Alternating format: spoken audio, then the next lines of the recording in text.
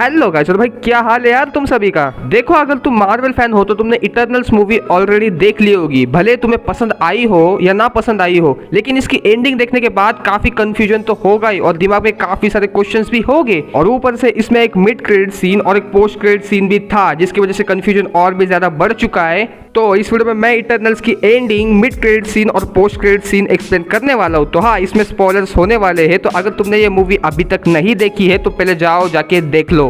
और साथ ही साथ डिस्क्रिप्शन में मैंने टाइम स्टैम्प भी दिया हुआ है, तुम्हें जो वीडियो का पार्ट देखना है वो तुम देख सकते हो। लेकिन मैं रिकमेंड करूँ तो यार पूरी वीडियो देख लो ना, ज्यादा मजा आएगा। तो चलो फटाफट वीडियो शुरू करते हैं।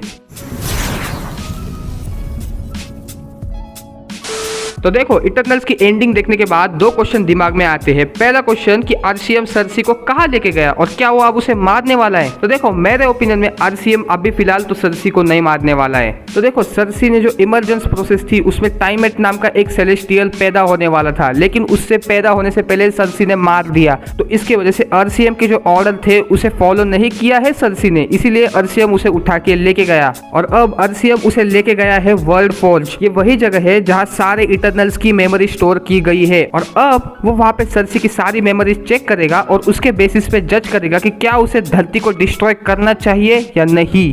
और यार, कॉमिक्स में सेलेस्टियल्स ऐसी हरकतें करते ही रहते हैं। अगर कोई प्लेनेट उनके क्राइटेरिया और कंडीशन में फिट नहीं बैठता तो वो उसे डिस्ट्रॉय कर देते हैं। ये उनका रोज का काम है। अब ये तो हो गई पहले क्वेश्चन की बात। दूसरा क्वेश्चन ये निकल के आता है कि क्या मूवी के एंड में इक्रिस मर चुका है। तो देखो यार, मैं कोई इसका फिक्स आंसर दे नहीं सकता। मेरे हिसाब से 50-50 है, क्योंकि हमें एंड में तो दिखाया गया है कि इक्रिस सूरज की तरफ जा रहा है, लेकिन वहां पे सीन काट दिया है। हमें ऐसा कोई प्रॉपर सीन तो नहीं दिखाया है ना कि इक्रिस सूरज में जल के मर गया है ना। तो 50-50 है। मे भी इक्रिस जिंदा भी हो सकता है और मर भी गया हो सकता है। ये दोनों पॉसिबिलिटीज है। और ऐसा भी हो सकता है कि मार्वल फ्यूचर की मूवीज में इक्रिस का फिर से रिटर्न करा दे एज अ सरप्राइज। हो सकता है ना, मार्वल है, कुछ भी हो सकता है। अब ये तो बात हो गई एंडिंग की। अब बात करते हैं मिड क्रेडिट सीन की। तो मिड क्रेडिट सीन में हम ये देखते हैं कि थेन और बाकी सब स्पेसशिप में बैठे हुए हैं और बाकी के इटर्नल्स की तलाश में निकल चुके हैं। लेकिन स्पेसशिप में अचानक एक छोटा सा दिखने वाला बंदा आ जाता है। और पर्सनली इसे देखने के बाद मुझे वो हातिम वाले कैरेक्टर की याद आ गई थी। लेकिन दोनों में काफी फर्क है। ये बंदा दिखने में छोटा है लेकिन बंदे में दम है। इसका नाम है पिप द ट्रोल और ये मार्वल कॉमिक्स का एक फेमस कैरेक्टर है। इसकी पावर्स है टेलीपोर्टेशन, जो कि इसे मिली थी स्पेस स्टोन की वजह से। इसके बाद पिप द ट्रोल इंट्रोडक्शन कराता है थैनोस के भाई स्टार फॉक्स से। अब ये बात उसने मजाक में नहीं कही थी, स्टार फॉक्स एक्चुअल में थैनोस का भाई है। लेकिन एक सेकंड, दोनों तो काफी डिफरेंट दिखते, तो भाई ये भाई कैसे हुए। तो देखो, स्टार फॉक्स भी इटर्नल है, थैनोस भी इटर्नल है, लेकिन थैनोस इटर्नल होने के साथ साथ उसके अंदर डिविएंट की जीन्स भी है, तो उसके वजह से वो काफी डिफरेंट दिखता है। अब स्टार फॉक्स के पास भी बाकी इटर्नल्स की तरह super human speed, super human strength और सुपर ह्यूमन एजिलिटी है, लेकिन उसकी मेन एबिलिटी ये है कि वो लोगों के इमोशन चेंज कर सकता है। मतलब कोई दुखी फील कर रहा है तो वो उसके इमोशन चेंज करके उसे खुश फील करा सकता है। एक और एग्जांपल दूं तो कोई लड़की उसे हेट करती है तो वो उस हेट को चेंज करके प्यार में बदल सकता है। और कॉमिक्स में तो ये कैरेक्टर बहुत ही ज्यादा प्लेबॉय है, एकदम लोंडियाबाज कैरेक्टर है ये। तो मे भी हमें एमसीयू में भी ऐसा ही देखने को मिलेगा।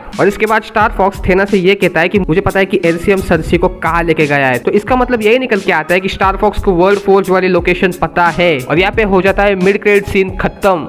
अब बात करते हैं पोस्ट क्रेडिट सीन की। तो देखो, पोस्ट क्रेडिट सीन में कुछ ऐसा होता है कि जो अपना डेन विटमैन है वो एक बड़ा सा बक्सा खोलता है। उस बक्से के अंदर एक तलवार होती है और ये कोई साधारण तलवार नहीं है। इसे मार्वल कॉमिक्स में कहते हैं इबोनी ब्लेड। और इबोनी ब्लेड बहुत पावरफुल है। और एक्चुअली मार्वल कॉमिक्स में इबोनी ब्लेड को विल्ड करने के बाद जो अपना डेन विटमैन है वो ब्लैक नाइट नाम का एक फेमस सुपर हीरो बन जाता है। और मे भी एमसीयू में भी ऐसा ही होने वाला है। लेकिन उस तलवार के साथ बहुत ही बड़ा कैच है कि जो भी उस तलवार को विल्ड करता है ना, वो ब्रुटैलिटी और खून खराबे की तरफ जल्दी आकर्षित होता है। और इसके बाद जो अपने डेन भाई साहब है वो उस तलवार को उठाने ही वाले होते हैं, लेकिन उसके बाद हमें पीछे से एक आवाज सुनाई देती है कि are you ready for this mister Whitman. और ये जो आवाज है ये महारशाला अली की है और ये वही एक्टर है जो कि एमसीयू में ब्लेड का कैरेक्टर प्ले करने वाले हैं। तो इसका मतलब ये है कि वो ब्लेड की आवाज थी और ये बात खुद इटर्नल्स के डायरेक्टर ने कंफर्म की है। अब तुम सोच रहे हो कि भाई ये ब्लेड कौन है। तो ब्लेड भी एक मार्वल कॉमिक्स का एक फेमस कैरेक्टर है जो कि वैम्पायर्स को मारने का काम करता है। तो मे भी हमें आगे ब्लैक नाइट और ब्लेड एक साथ देखने को मिल सकते हैं। और उसके बाद हो जाता है पोस्ट क्रेडिट सीन खत्म। देखो यार, मैं कोई हार्डकोर मार्वल कॉमिक फैन तो हूँ नहीं, जितना मैंने रिसर्च किया उतना मैंने वीडियो में बताया। लेकिन मेरे से कोई डिटेल मिस हो गई होगी तो भाई मुझे कमेंट्स में जरूर बताना। और अगर तुम्हें वीडियो पसंद आ गई तो भाई लाइक मारो, और अगर चैनल पे नए हो तो भाई स्पेस स्टोन फेंक के मारो उस सब्सक्राइब बटन पे।